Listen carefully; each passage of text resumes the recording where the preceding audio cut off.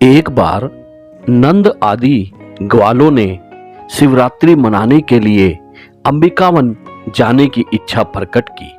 रासलीला शरद ऋतु में संपन्न हुई थी और उसके बाद दूसरा बड़ा उत्सव होली या डोल यात्रा होता है। डोल यात्रा तथा रासलीला के मध्य एक ही महत्वपूर्ण उत्सव मनाया जाता है जिसे शिवरात्रि कहते हैं और जो शिवजी के भक्तों या शैवों द्वारा संपन्न की जाती है। किंतु कभी कभी वैष्णव भी इस उत्सव को मनाते हैं क्योंकि वे शिवजी को परम वैष्णव मानते हैं, किंतु भक्तों या कृष्ण के भक्तों द्वारा शिवरात्रि का यह समारोह नियमित रूप से नहीं मनाया जाता। ऐसी परिस्थिति में श्रीमद् भागवत में बताया गया है कि नंद महाराज समेत ग्वालों ने एक बार इच्छा की। इसका यही अर्थ होता है कि शिवरात्रि उत्सव को नियमित रूप से नहीं मनाते थे, किंतु एक बार उत्सुकतावश अंबिकावन जाने के इच्छुक हुए। अंबिकावन गुजरात प्रांत में कहीं पर है। कहा जाता है कि यह सरस्वती नदी के तट पर है, किंतु गुजरात प्रांत में सरस्वती नाम की कोई नदी नहीं है। वहां की एकमात्र नदी साबरमती है। भारत के सारे तीर्थ स्थान गंगा, यमुना, सरस्वती, नर्मदा, गोदावरी, कावेरी आदि उत्तम नदियों के तट पर स्थित है। अंबिकावन सरस्वती नदी के तट पर स्थित था और सारे ग्वाले तथा नंद महाराज वहां गए। उन्होंने शिवजी तथा अंबिका की मूर्तियों की पूजा अत्यंत भक्ति भाव से प्रारंभ की। यह सामान्य प्रथा थी कि जहां कहीं भी शिवजी का मंदिर होता है वहीं अंबिका यानी दुर्गा माता का भी मंदिर होता है, क्योंकि अंबिका शिवजी की पत्नी हैं और स्त्रियों में परम पतिव्रता हैं। वह अपने पति के संग से विलग नहीं होती। अंबिका वन पहुंचकर सर्वप्रथम वृंदावन के ग्वालों ने सरस्वती नदी में स्नान किया। यदि कोई तीर्थ स्थान जाता है तो उसका पहला कर्तव्य है कि वह स्नान करे और कभी कभी अपना सिर भी मुंडाते हैं। यह पहला कार्य होता है। स्नान के बाद लोगों ने श्री विग्रहों की पूजा की और पवित्र स्थानों में दान दिया। वैदिक प्रथा के अनुसार दान ब्राह्मणों को दिया जाता है। वैदिक शास्त्रों में कहा गया है कि केवल ब्राह्मण तथा सन्यासी ही दान ग्रहण कर सकते हैं। ग्वालों ने स्वर्ण आभूषणों तथा सुंदर हारों से सुसज्जित गोवें दान की। ब्राह्मणों को दान इसलिए दिया जाता है क्योंकि वे कोई व्यापार नहीं करते। उनसे आशा की जाती है कि वे भगवत गीता में वर्णित ब्राह्मण कर्मों में लगे रहें। ये है उन्हें अत्यंत विद्वान होना चाहिए और तपस्या करनी चाहिए। उन्हें न केवल स्वयं विद्वान होना चाहिए अपितु अन्यों को शिक्षा देनी चाहिए।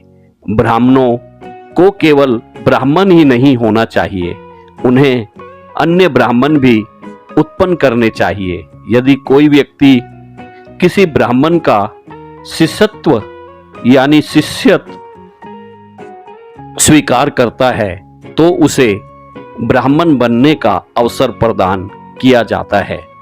ब्राह्मण सदा ही भगवान विष्णु की पूजा करने में लगे रहते हैं, किंतु यदि ब्राह्मणों को अधिक दान प्राप्त होता है तो वे इसे विष्णु के सेवार्थ विपरीत कर देते हैं। अतः वैदिक शास्त्रों में ब्राह्मण को दान देने का विधान है, क्योंकि ऐसा करने से भगवान विष्णु तथा सारे देवता प्रसन्न होते हैं।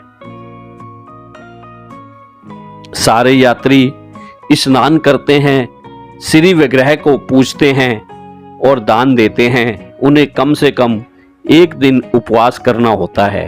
उन्हें चाहिए कि तीर्थ यात्रा के स्थल पर जाएं और वहां पर कम से कम 3 दिन तक रुकें।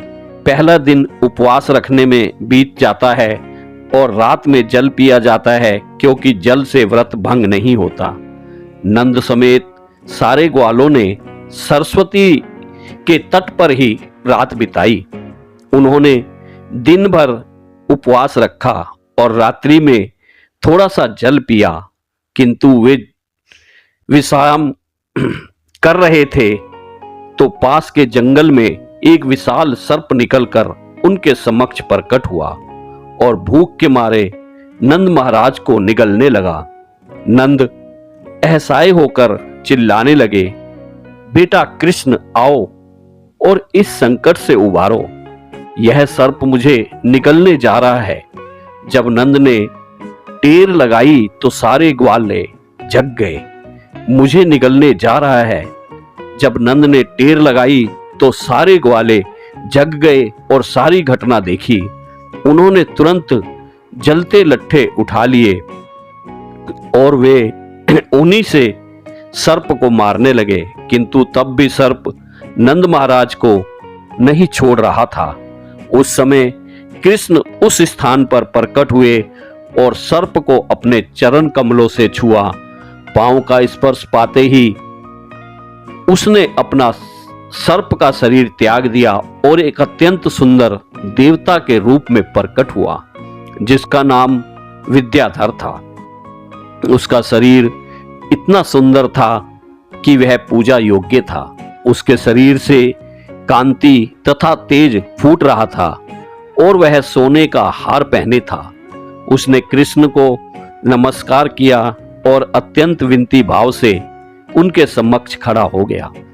तब कृष्ण ने उस देव से पूछा, तुम अत्यंत सुंदर देव प्रतीत होते हो, जिस पर लक्ष्मी जी की कृपा है। तुमने किस तरह ऐसा घृणित कार्य किया और तुम्हें सर्प का शरीर कैसे मिला? तब उस देव ने अपने पूर्व जन्म की कथा कहनी प्रारंभ की कि हे भगवान, अपने पूर्व जन्म में मेरा नाम विद्याधर था। मैं सारे संसार में अपनी सुंदरता के लिए विख्यात था। विख्यात व्यक्ति होने के कारण मैं अपने विमान में सर्वत्र विचरण करता रहता था। विचरण करते हुए मुझे अंगिरा नामक ऋषि दिखे। वह अत्यंत कुरूप थे और चूंकि मुझे अपनी सुंदरता का गर्व था, अतः मैंने उनका उपहास किया। इसी पाप कर्म के कारण ऋषि ने मुझे सर्प बनने का श्राप दे डाला। यहाँ ये ध्यान देने योग्य है कि श्री कृष्ण की कृपा के पहले मनुष्य सदैव प्रकृति के गुणों के अधीन रहता है, चाहे वह भौतिक दृष्टि से कितना ही ऊपर क्यों ना उठ जाए। विद्याधर भौतिक दृष्टि से ऊपर उठा हुआ देवता था और वह अत्यंत सुंदर था। उसको अच्छा पद प्राप्त था और वह विमान से सर्वत्र विचरण कर सकता था। फिर भी उसे अगले जन्म में सर्प बनने का श्राप मिला। कोई भी भौतिक दृष्टि से ऊपर उठा व्यक्ति यदि सावधानी नहीं बरतता तो घृणित निम्न योनि में जाने के लिए श्रापित हो सकता है। लोगों की यह भ्रांत धारणा है कि एक बार मनुष्य देह प्राप्त करके कोई नीचे नहीं गिरता। विद्याधर स्वयं बतलाता है कि यद्यपि वह देवता था, किंतु उसे सर्प बनना पड़ा। किंतु जब कृष्ण ने अपने चरण कमलों से उसका स्पर्श कर दिया तो वह तुरंत कृष्ण भाव अमृत को प्राप्त हो गया। किंतु उसने यह स्वीकार किया कि पूर्व जन्म में वह सचमुच पापी था। कृष्ण भावना भावित पुरुष जानता है कि श्री कृष्ण का दास अनुदास है, वह अत्यंत तुच्छ है। जो कुछ भी सद्कार्य वह करता है वह सब कृष्ण तथा गुरु की कृपा के कारण होता है। वह देव विद्याधर श्री कृष्ण से बातें करता था। चूंकि मैं अपने शरीर की अपूर्व सुंदरता से गर्वित था अतः मैंने ऋषि अंगिरा के कुरूप स्वरूप को चिढ़ाया। उन्होंने मेरे पाप के लिए श्राप दे दिया और मैं सर्प बन गया। अब मैं सोचता हूं कि ऋषि का श्राप नहीं अपितु मेरे लिए वरदान था। यदि उन्होंने श्राप न दिया होता तो मुझे सर्प का शरीर न धारण करना पड़ता और इस प्रकार सारे भौतिक कलमश से मुक्त ना हो पाता। इस संसार में 4 चीजें अत्यंत मूल्यवान हैं। उत्तम कुल में जन्म लेना, धनी होना, विद्वान होना, सुंदर होना, ये सब भौतिक संपदा समझे जाते हैं। विद्याधर देवता होते हुए भी, सुंदर शरीर वाला होकर भी गर्व के कारण सर्प का शरीर प्राप्त करने के श्राप से श्रापित हुआ।